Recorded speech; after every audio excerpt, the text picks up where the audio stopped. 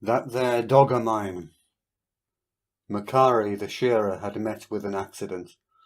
To tell the truth, he had been in a drunken row at the wayside shanty, from which he had escaped with 3 fractured ribs, a cracked head, and various minor abrasions. His dog, Tally, had been a sober but savage participator in the drunken row, and had escaped with a broken leg.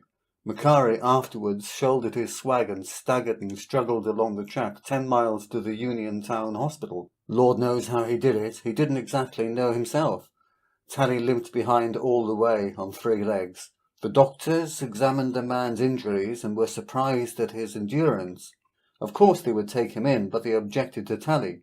Dogs were not allowed on the premises. "You will have to turn that dog out," they said to the shearer, as he sat on the edge of a bed. Macari said nothing. "We cannot allow dogs about the place, my man," said the doctor in a louder tone, thinking that the man was deaf. "Tie him up in the yard, then." "No, he must go out. Dogs are not permitted on the grounds." Macari rose slowly to his feet, shut his agony behind his set teeth, painfully buttoned his shirt over his hairy chest, took up his waistcoat, and staggered to the corner where the swag lay. "What are you going to do?" they asked. "You ain't going to let my dog stop?" "No, it's against the rules. There are no dogs allowed on the premises."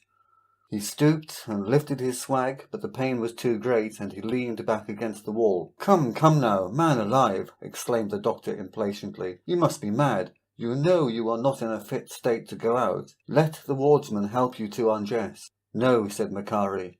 No, if you won't take my dog in, you don't take me. He's got a broken leg and wants fixing up just as much as I do. If I'm good enough to come in, he's good enough and better." He paused a while, breathing painfully, and then went on. That there dog of mine has followed me faithful and true these 12 long, hard and hungry years. He's about the only thing that ever cared whether I lived or fell and rotted on the cursed track." He rested again. Then he continued. That there dog was pupped on the track," he said with a sort of smile.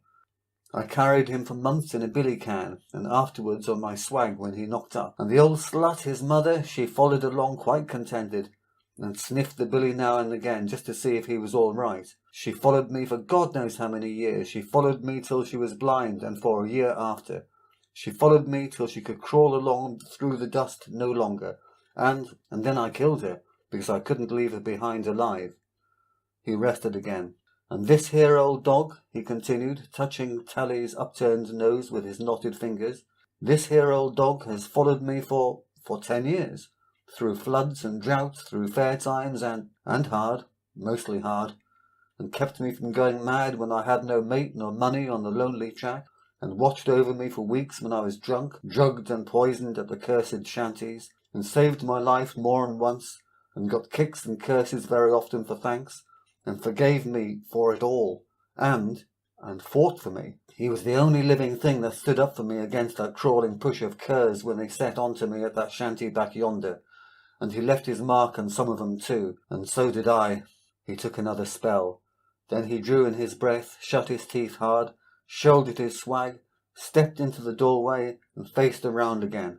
The dog limped out of the corner and looked up anxiously. "That there dog," said Macari to the hospital staff in general, "is a better dog than I'm a man, or you too, it seems, and a better Christian.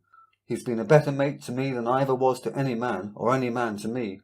He watched over me, kept me from getting robbed many a time, fought for me, saved my life, and took my drunken kicks and curses for thanks, and forgave me.